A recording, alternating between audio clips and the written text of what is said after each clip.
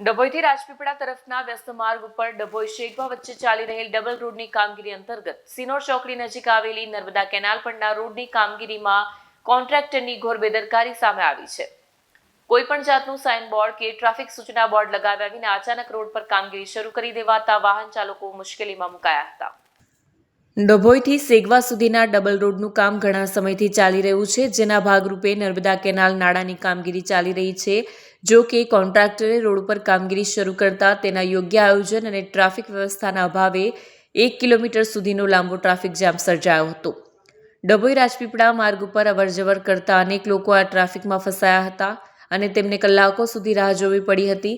સૌથી ગંભીર બાબત એ છે કે રોડ ઉપર કામગીરી ચાલુ હોવા છતાં કોન્ટ્રાક્ટર દ્વારા વાહન ચાલકોને વૈકલ્પિક માર્ગની જાણ કરવા કે ટ્રાફિક નિયંત્રણ માટે કોઈપણ જાતનું સૂચન બોર્ડ કે બેરિકેડ્સ પણ નથી મૂકવામાં આવ્યા। કોન્ટ્રાક્ટરની આ બેદરકારીના કારણે વાહન ચાલકોને પારાવાર મુશ્કેલીનો સામનો કરવો પડ્યો હતો।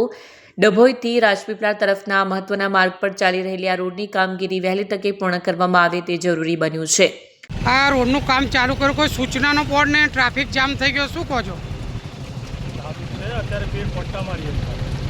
એવું નહીં, પણ કોઈ સૂચનાનો બોર્ડ ક્યાં છે? કઈ છે બતાવો ને મને। આ ટ્રાફિક થઈ ગયા, લોકો હેરાન થાય છે, ક્યાં છે? આવી રીતે દિવસે કામ થાય ખરું?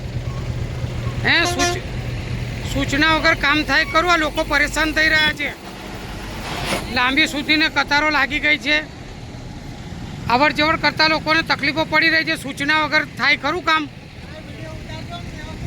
હે, આ પબ્લિક હેરાન થઈ રહી છે, કઈ છે મને બતાવો સૂચનાનો પ્લાન, બોર્ડ ક્યાં છે? વિડીયો જર્નાલિસ્ટ ફઝલ રઝા ખત્રી સાથે સત્યા ટીવી ન્યૂઝ ડભોઈ।